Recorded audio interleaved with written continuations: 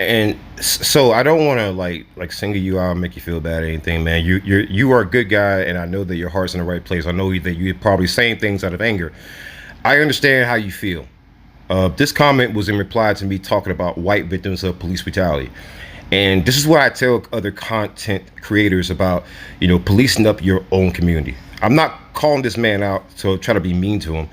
I'm explaining the reason why I care about white victims of police brutality too.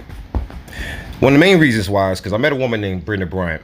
Her daughter was gang raped and got an STD. She has a mental disability where she has a mindset of a 7 to 10-year-old.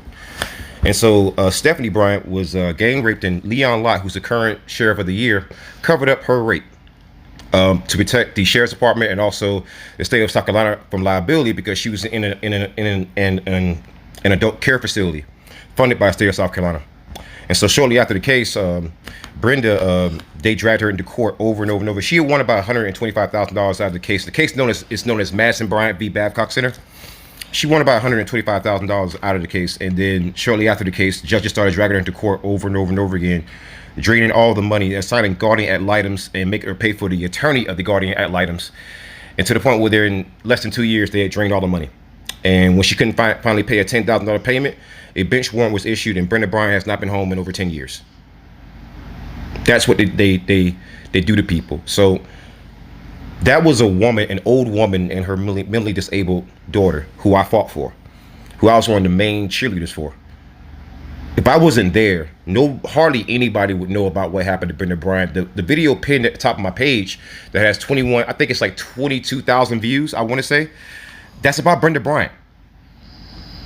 Leon Lott did that to that woman, and the cops who put her into the NCIC as a violent offender, even though she wasn't actually a violent offender, did that to her. So this is why we have to fight, even for people who don't look like us.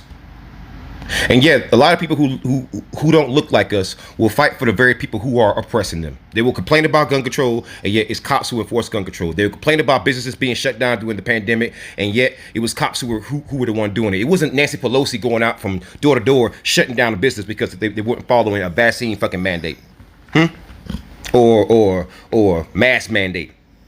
It wasn't Nancy Pelosi doing that. It was the cops. So